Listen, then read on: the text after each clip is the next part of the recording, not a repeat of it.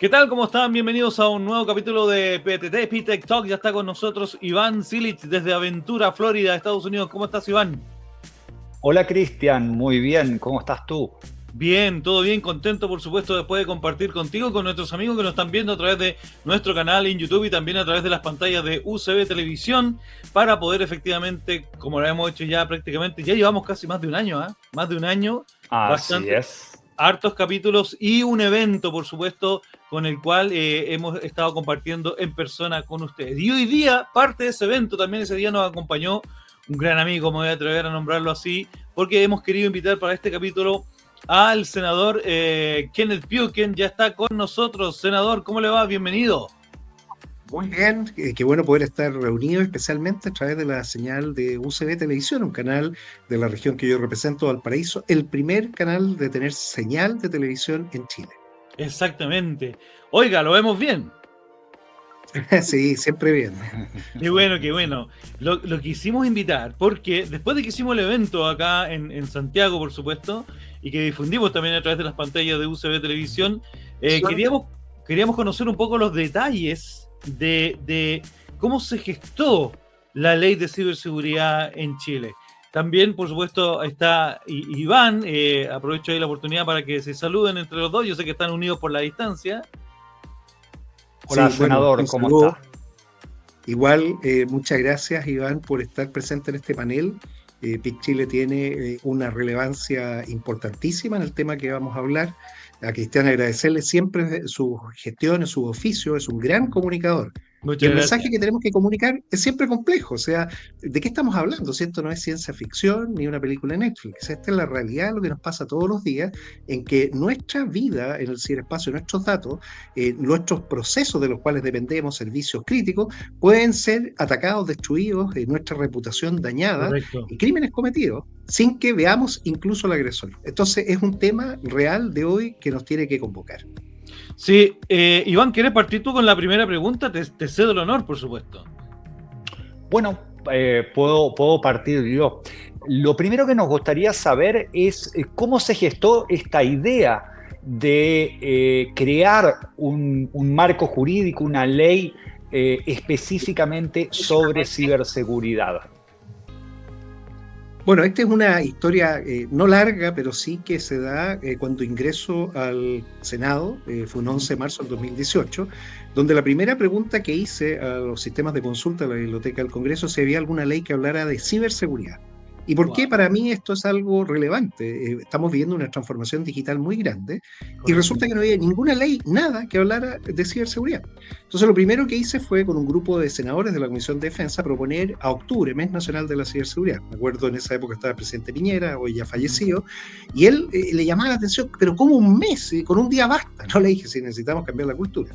Entonces lo primero que instalamos, iniciamos el proyecto el 5 de mayo, me acuerdo, el 30 fue, bueno, el 25 fue el ataque al Banco de Chile, donde Ajá. primera vez empezaron a haber efectos. Siempre estuvimos adelantados los hechos que iban ocurriendo. El presidente Piñera, estamos próximos a la cuenta pública, todos los años hacía cuenta pública. Y en ninguna de ellas hablaba de ciberseguridad. Entonces yo cada vez que terminaba iba a decirle, ¿sabe qué más? Usted no ha comentado esto que es tan importante. Finalmente, por cansancio, yo creo, logramos llegar a un acuerdo que era buscar una norma. Estábamos discutiendo protección de datos y él se allanó a usar la norma europea y a tener una agencia que va a salir muy pronto. Y yo le propuse usemos el mismo modelo europeo para que no tengamos problemas, y él se comprometió durante su gestión en ingresar el proyecto de ley. Y este proyecto de ley cumplió porque lo ingresó el 10 de marzo, o sea, un día antes del 2020, perdón, el 2022. Ajá. Estamos corridos en fecha, el 2020 Sí, sí. pasó otra cosa que lo podría comentar. Sí, correcto. Y ese fue su último día, o sea, en el último día cumplió su compromiso, lo cual yo lo encuentro muy valioso porque innovar en cosas que son complejas, con institucionalidades que no se conocen, con países europeos que recién estaban Correcto. transitando, era un desafío grande y él lo asumió. De ahí asume el gobierno del presidente Boric y se logró algo que era muy importante, que este es un tema de Estado, no es un tema del gobierno anterior y no era un tema para que el gobierno que entrara dijera, no sabe qué más, no me gustó esto, no se tramite y vamos a ingresar a otro proyecto, que es lo que ha ocurrido algunas veces. Y aquí se logró dejar esto fuera de la trinchera política y nos favoreció, y eso yo lo reconozco, que en el proceso de discusión nuestro se aprobó la norma europea NIS 2, que es el estándar más avanzado. Correcto. Eso ocurrió en el proceso en que estábamos discutiendo la ley y tuvimos la oportunidad de alinear a lo que hoy es la política pública más importante europea en materia de ciberseguridad, el estándar NIS 2. Ese proceso pasó bien en el Senado con alta aprobación, se fue después a la Cámara de Diputados. En la Cámara de Diputados logramos lo que nunca se había logrado, que el proyecto se aprobara. Habían 143 diputadas y diputados, los 143 a favor, nadie en contra, nadie se abstuvo. Y obviamente en tercer trámite en el Senado había 46 y todos a favor. Logramos un acuerdo político importante y es lo que yo quiero destacar, que es lo primero. O sea, esto nace de una visión de algo que había que construir, donde obviamente el desconocimiento llevaba a no tomar las decisiones, pero yo creo que el secreto, y lo he explicado en varios paneles, fue usar a un tercero confiable, la Unión Europea, 27 países expertos en política pública, pero adaptando, no somos un país europeo, pero sí podemos tomar los objetivos y bajar. Oiga, senador, y en base a ese mismo contexto que usted nos está contando, ¿cómo fue el proceso de redacción de la ley? ¿Cuáles fueron los principales desafíos que se enfrentaron? Porque usted nos cuenta que efectivamente se pusieron de acuerdo, tuvieron un marco que a lo mejor sirvió como ejemplo, que lo adaptaron. ¿Cómo es el proceso de la adaptación? ¿Cómo lo vivieron ustedes? Bueno, mira, primero hay que entender que todos los países tienen sistemas distintos. La norma, porque los europeos tienen reglamentos y directivas. Los reglamentos son leyes que se cumplen tal como están escritas. La Agencia de Protección de Datos de todos los países europeos se rige de acuerdo al reglamento, pues es ley. Pero una directiva da objetivos. Entonces tú puedes adaptar algo que te acomode para cumplir los objetivos. Nosotros lo primero que buscábamos era definir el alcance. La primera discusión es quiénes van a quedar sometidos. Ya. Y esto tenía que ser para instituciones que fueran realmente relevantes. Hoy, y le cambiamos el nombre, porque antes hablábamos de infraestructuras críticas. Esto es mucho más allá que una infraestructura crítica. Lo que estamos hablando son todos los prestadores de servicios esenciales. Un servicio esencial es aquel que yo dependo, y como dependo, ese prestador tiene que garantizar.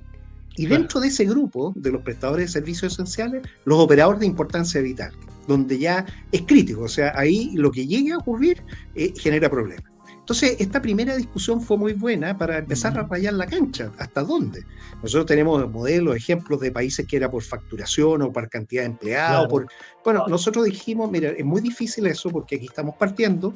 Partamos entonces con definir quiénes son servicios esenciales y ahí tomamos la NIS 2, que se definen cuáles son las áreas de servicios esenciales. Problema. Correcto. Lo complejo es lo que viene ahora, determinar quiénes van a ser los operadores de importancia vital. Y ese es el rol que va a tener la nueva institucionalidad. Porque si hay algo que esta ley reconoce es la necesidad de una autoridad, una institucionalidad nueva, es el nuevo director o directora de la Agencia Nacional de Ciberseguridad. En la misma ley lo pusimos como ANSI, A-N-C-I, para que no le fueran a poner su acrónimo, porque además ANSI suena igual a la agencia francesa. Sí. Es algo humor interno, pero en ese espíritu, o sea, con un sello europeo, pero adaptado a nosotros.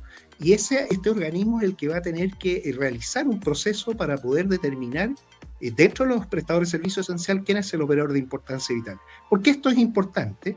Porque ellos quedan sometidos a mayores exigencias y a multas que son el doble del otro. O sea, el que es operador de importancia vital tiene que tener una capacidad de resiliencia gigantesca, tiene que ser capaz de anticiparse, tiene que hacer entrenamiento, tiene que hacer pentesting, tiene que hacer muchas cosas que nos aseguren que, aunque sea ciberatacado, porque la ley no te castiga porque te ciberataquen.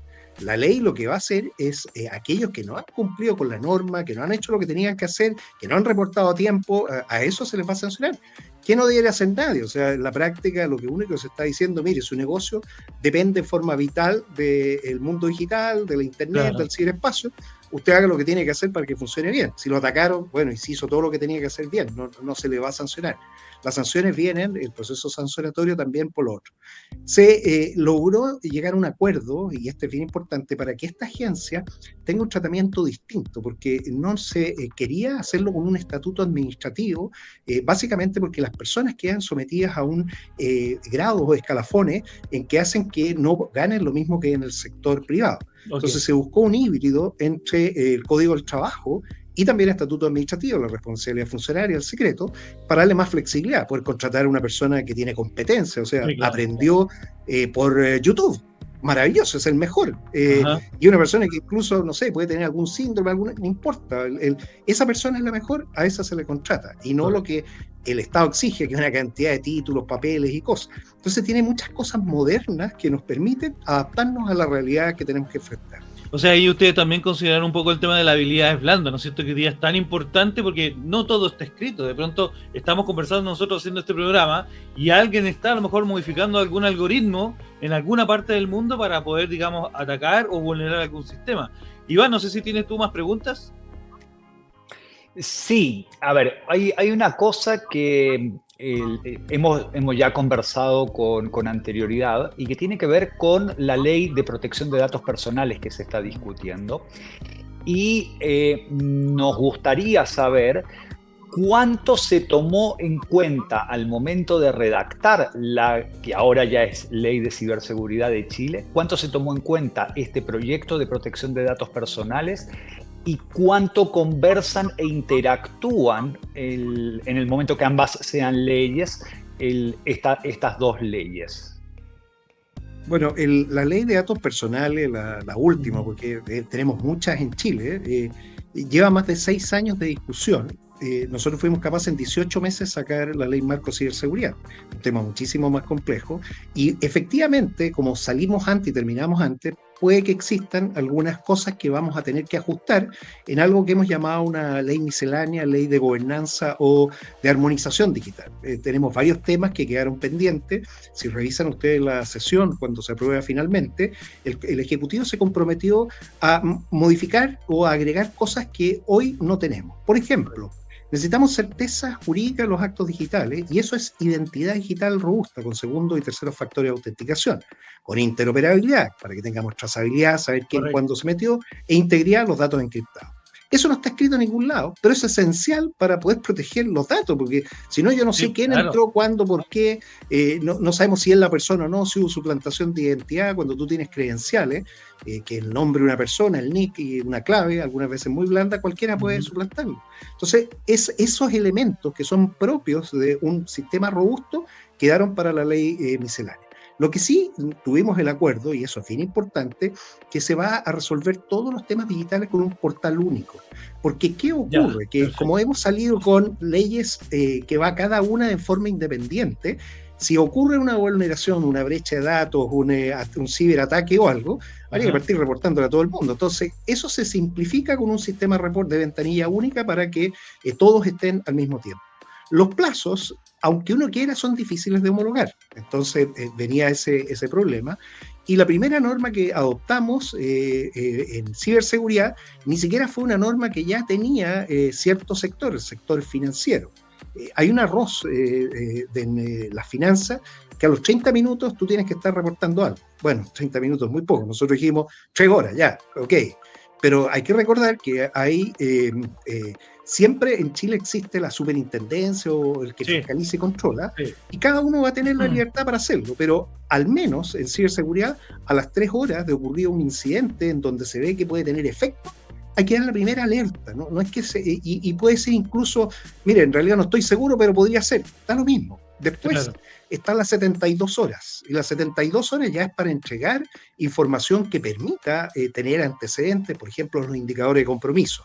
Esto es lo mismo que cuando se descubre una nueva cepa de un virus y se tiene que generar alguna medida, hay que entender qué es lo que es. Hay mucho paralelo entre el mundo de la salud pública y el mundo de la ciberseguridad si uno usa estos modelos. Y finalmente, 15 días que se dio como un plazo para entregar un informe, pudiéndose o no haber terminado el incidente. Hay incidentes que duran mucho más tiempo. Ese es el timing que tiene la ley y obviamente no todos están igual. Bueno, eso es parte de los ajustes. Y las multas, lo mismo. De hecho, hay multas que pueden ser en datos mucho más fuertes que la de ciberseguridad. Y ahí uno va a decir, bueno, ¿quién va a primar? Lo más probable es que prime la más grave. Entonces, no habría prorreo, no habría, mire, en realidad usted se... ¿Por qué? Porque en el sistema es muy difícil homologar todo, ¿no? Claro. El dato personal sensible no se puede comparar con no haber efectuado el ejercicio que se tenía que hacer. Entonces, los criterios, si bien son brechas de seguridad que han ocurrido, tienen que ser tratadas. Para eso están precisamente las autoridades, tanto de protección de datos como de ciberseguridad. Y cualquier problema que no se pueda resolver entre ellos, bueno, siempre está la justicia para poder dar las garantías necesarias. Claro. O sea, nadie va a ser sancionado de forma arbitraria, indiscreta, unilateral. Hay todo un proceso también para poder apelar y hacer lo que sea presente.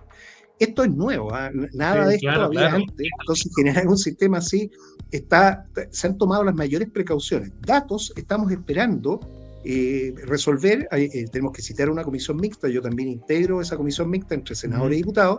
Hay 4 discrepancias importantes que quedan entre las 2 cámaras, y una vez que se resuelva va a salir la ley, va a aparecer la nueva Agencia de Protección de Datos Personales, y esa también tiene que conversar, y ojalá tengamos las mejores personas. Aquí finalmente esto es, necesitamos una institucionalizada, una nueva institucionalidad basada en personas que tengan competencias y capacidades. Oiga, senador, y en base al mismo cuerpo de la ley, lo estuve leyendo, lo estuve analizando, de hecho con Iván también en algún momento la comentamos también, ¿cuáles esperan ustedes que sea el impacto tanto en el ámbito ciudadano como en el ámbito industrial? Porque esto efectivamente tiene una bajada, ¿no es cierto? Tiene un proceso en el que todo el mundo tiene que tratar de entender un poquito cómo se aplica la ley, cuál es el marco regulatorio, desde cuándo ya comienza efectivamente a sentirse, digamos, el efecto de la ley en la ciudadanía y, por supuesto, en el país. Perfecto, mira, los tiempos, esta ley se promulgó, vale decir, salió difundida en el diario oficial el 8 de abril, lunes 8 de abril. La ley dice que 180 días después, 8 de octubre, tienen que estar los reglamentos y los decretos supremos. Y un año después, el 8 de abril del 2025, entra la agencia en funcionamiento. Ese es los times. O sea, ya partió corriendo y el 8 de octubre se nos viene encima. O sea, aquí hay todo un equipo de personas que está trabajando, desarrollando la normativa, para que eso después lo puedan aplicar las empresas. Las empresas que hoy ya tienen sistemas de seguridad, de ciberseguridad, pueden ser fácilmente reconocidos, porque hay un mecanismo, el artículo 28, yo los invito a leerlo, que habla precisamente de eso. O sea, si usted ya hizo el trabajo, basta que se lo reconozcan y ya tiene cumplida la ley, no es que haya que hacer algo nuevo. Y por eso es tan importante gente competente, para que sea de forma racional. O sea, hay que pedir lo que se necesita pedir, no hay que pedir cosas que sean innecesarias. Y todo lo que sea certificaciones internacionales, todos van a servirse. Es muy difícil, a menos que hayas conseguido, no sé, una de la India, una cosa rara, por poner un país, podría ser cualquiera. Sí, podría ser cualquiera. Claro, pero si tienen las que son reconocidas normalmente, que todo, perfecto, eso es suficiente como para ir cumpliendo. Porque lo que se busca es generar nuevos ecosistemas con personas, y esto no es un tema solo de actualizar el último antivirus o tener los firewalls. Es un tema de cultura gigantesco, donde todas las personas son la primera y la última línea de defensa. Entonces, esos son los plazos de implementación. Después viene algo que es bien importante, porque se ha buscado hacer el esfuerzo primero en el Estado. Y esto es lo que siempre uno dice, bueno, ¿me va a tocar o no me va a tocar? El Estado completo. Y las empresas donde el Estado tiene participación también.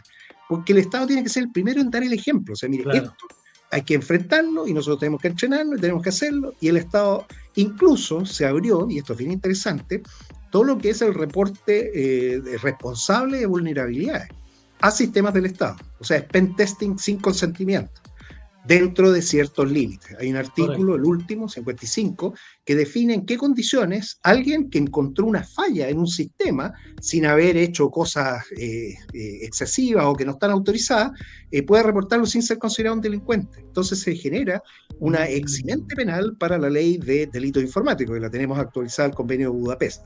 Pero para las empresas privadas eso tiene que ser con consentimiento, o sea, no se pueden explorar sistemas que no se dé la autorización para hacerlo. Y esto va a estimular dos cosas. Uno, que existan reportes, que tengamos capacidad de reporte, y eso ayuda a generar una nueva industria de ciberseguridad, porque hay gente talentosa que va a estar viendo, Sí, claro. buscando, analizando, y vamos a poder enfrentar lo que tú señalabas muy bien, si esto cambia todos los días. Entonces, como cambia todos los días, tú tienes que tus mejores aliados son los investigadores de ciberseguridad. Diccionario de la Real Academia los llama los hackers, investigadores de ciberseguridad que ayudan a corregir. Son súper buenos aliados y tienen un mecanismo. Se creó incluso eso inspirado en una ley de Bélgica. Bélgica era el único país antes que tenía, bueno, Chile es el segundo. O sea, vamos a la vanguardia en lo que es política pública del mundo digital, desde declarar Internet un servicio público, sacar la ley de protección de datos personales, tener ya la ley de persecución de delitos informáticos, vamos a poner la Agencia de Protección de Datos, ya es una realidad, y finalmente nuestra ANSI, nuestra Agencia Nacional de Ciberseguridad. Estamos sumando más leyes ahora, específicamente en el área fintech, que hay una finanza digital muy importante, y la parte de inteligencia artificial. El proyecto que más me gusta, siempre a uno le gustan las cosas de uno, pero bueno, es uno que dice, mire, use la inteligencia artificial bien. Pero si usted la usa mal y comete un delito por medio usando la inteligencia artificial, lo que veíamos de las niñas, del colegio. Sí, correcto. Bueno, ahí van a tener un agravante penal. O sea, aunque tengan buena conducta, todo, no podemos permitir que alguien cometa un delito. Esto es lo mismo que herramientas que usamos todos los días. Por ejemplo, un cuchillo que sirve para tallar o cocinar. Tú lo usas todos los días. Pero puede que alguien mate con el cuchillo. Bueno, tú sancionas a la persona que mató con el cuchillo, no al cuchillo. O sea, entonces hay que tener mucha precaución en política pública, especialmente tecnológica, de poner bien los criterios, los principios y perseguir a los que no están haciendo un uso correcto. Si la tecnología es neutra, no es ni buena ni mala. Exactamente. Se entiende. Iván. Sí, a ver, recién hace un momento me parece fantástica la definición de que la tecnología es neutra, no es ni buena ni mala, sino que somos los seres humanos los que definimos ese bueno o malo de acuerdo a cómo usamos las distintas herramientas que tenemos, entre ellas la tecnología. Anteriormente se habló de cultura, del cambio cultural que implica el hecho de tener esta ley de ciberseguridad y de la transformación digital en general implica un cambio cultural muy profundo. Y esos cambios culturales, nosotros entendemos que para llegar hacia el común de la gente requieren una amplia difusión. Hay que difundir qué significa este cambio, cuáles son las ventajas, por qué es bueno adoptarlo, etc. ¿Qué medidas se están tomando justamente para permear esta cultura de la ciberseguridad y de la protección de datos personales hacia el usuario común, hacia la persona no experta, el que no está necesariamente involucrado en una empresa donde hay normas, donde hay políticas, sino el usuario que tiene un dispositivo conectado a Internet en su casa o en su bolsillo y que obviamente está expuesto también a una cantidad muy grande de ciberriesgos. Perfecto, mira, esa es la mejor pregunta, Ivana, porque aquí es donde está el secreto de lo que nosotros hemos hecho. Este proyecto, esta ley ya tiene como espejo una política nacional de ciberseguridad. Una cosa es lo que te dice la ley, cómo regula, pero la política es la que tiene que ejecutarse para ir alcanzando metas, métricas y todo. Entonces, yo siempre digo, mire, hay que ver la ley con la política. La política se acaba de actualizar y lo que tú señalas es una de las partes de la política. Ahora, en la ley tenemos ya la autoridad que antes no teníamos que tiene que conducir esto. Y la ley 21.113, la del mes de la Nacional de la Ciberseguridad en octubre, lo tiene que dirigir la nueva Agencia Nacional de Ciberseguridad. Entonces, se le pone una política, se ve cómo se coordina con todos los ministerios. Hay 10 ministerios que están trabajando en el comité interministerial, o sea, es bastante importante hasta dónde llega. Y después tú tienes en las facultades y competencias para poder hacer uso de los recursos, porque todo el mundo, bueno, ¿y quién lo financia? Claro. Pero está facultado para hacerlo. Si antes tú no podías hacerlo, tenías que ir a buscar fundaciones, cosas, hacías un esfuerzo en un colegio. No te sirve en un colegio, es muy poco. Pero yo quiero ir un poco más allá, porque la ley habla de un principio que es muy importante, que es en inglés Security by Design and Default, Privacy by Design and Default. O sea que tú tienes la protección de datos por diseño y por defecto, no tienes que siempre a proteger los datos, y la ciberseguridad, la seguridad siempre por diseño y siempre por defecto. Entonces ese es el verdadero cambio que tenemos que tener. Si tú no le puedes decir a las personas, oiga, hágase cargo de todos los problemas que tienen los programadores, no, pues este es el mundo al revés. Partamos exigiéndole a los que están haciendo sistemas que hagan sistemas más seguros y nosotros tengamos la conciencia de la cultura. Entonces va en los dos lados, yo te digo, es bien innovador. Y esta es una apuesta de poner a Chile en la vanguardia, no solo de política pública, sino que el uso de estas tecnologías para lo más importante, el generar conocimiento y poder generar innovación desde empresas que pueden ser de base científico-tecnológica o incluso industrias creativas, que todos van a tener oportunidad. O sea, el ciberespacio da oportunidad a todas las personas y es lo que tenemos que garantizarles, un acceso justo, igualitario, equitativo, como quieras llamarlo, para que todos tengan, pero como van a quedar expuestos a los riesgos, no podemos entregarlo solos. O sea, no te saco nada con entregar y regalarte la conexión a internet, si después te van a destruir la reputación, te van a sacar el dinero, no va a haber nada. Son las dos cosas juntas, pero siempre yendo al origen. ¿Sí? Los problemas son vulnerabilidades que ocurrieron, producto del diseño o el tema del defecto, ¿no? Y lo segundo son las fallas humanas que ocurren y esas sí las podemos controlar. Pero hay que controlar las dos, no puede solo dejárselo a cargo a las personas, sino que también hay que responsabilizar a los que desarrollan. Exactamente, nos quedan 2 minutos de conversación y voy a tomar ese tema que usted acaba de plantear, senador, porque efectivamente en el mundo de la informática, en el mundo de la programación, también existe ese grado de irresponsabilidad, de sacar código, ¿no es cierto?, o de sacar software, o de sacar plataforma, porque nos pilló el tiempo que teníamos en la carta GAN de desarrollo, y entregamos un código que no está efectivamente pulcro, y es por ahí donde efectivamente comienzan a generarse las vulnerabilidades, se empiezan a generarse los backdoors, ¿no es cierto?, por donde entran los ciberdelincuentes, se aprovechan de esa vulnerabilidad. Entonces sí rescato 100% lo que usted dice, porque si el código viene bien de desarrollo de fábrica, viene perfecto, yo lo veo igual que un automóvil, ¿eh? No podemos vender o ofrecerle a la gente un automóvil que tiene una yayita aquí o un airbag menos, no, tiene que salir a mercado como corresponde. En ese contexto, la ley también protege y solicita y requiere esa responsabilidad por parte de los desarrolladores.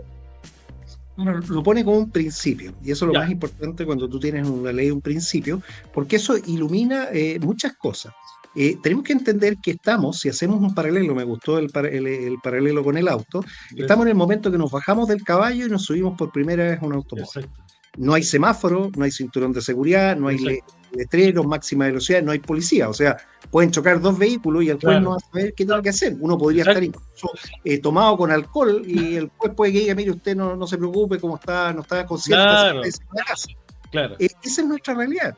Ingresamos a una carretera de alta velocidad donde vamos con unos autos a una velocidad gigantesca, sin cinturones de seguridad, sin airbag, sin nada. No sabemos ni qué velocidad llevamos, ni tampoco si hay una curva, si el peralte está adecuado. O sea, todo eso hay que desarrollarlo y esa es parte de un cambio, que es un cambio, mira, esto más que un cambio cultural, estamos presenciando una singularidad, que es el cambio de la humanidad, a una humanidad que depende de estos sistemas digitales porque ya no hay retorno, en donde los riesgos por lo pronto son más grandes.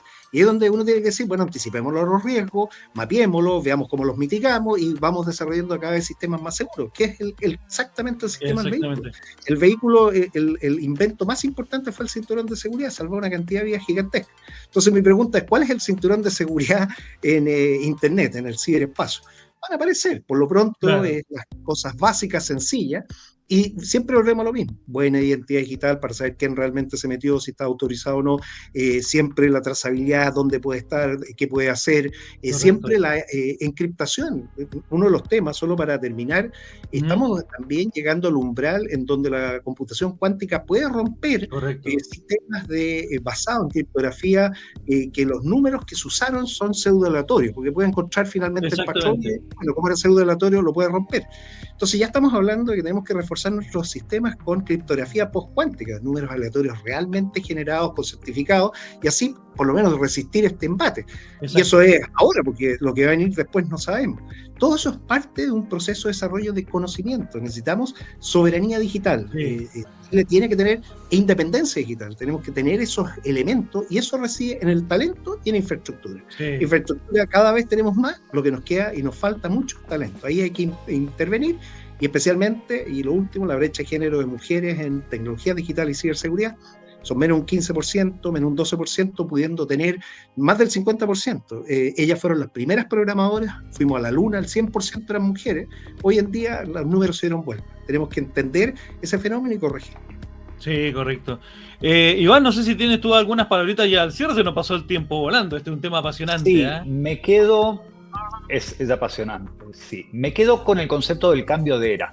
Efectivamente, desde que el Internet permeó nuestras vidas y empezamos a depender para nuestras actividades diarias de estos elementos digitales, hay un cambio de era, y coincido absolutamente en que tenemos que aprender cómo vivir esta era nueva, porque esto no está escrito en ningún lado. No tenemos un manual que nos diga cómo sobrevivir a este cambio de era, sino que somos nosotros me refiero el conjunto de la humanidad, los que tenemos que ir escribiendo este manual, y obviamente mantenerlo actualizado, porque también es muy importante considerar la aceleración que existe permanente en el avance tecnológico. Entonces, la actualización de estos manuales cada vez va a ser más rápida. Exactamente. Tenemos que despedirnos, la verdad que el tiempo pasó absolutamente volando.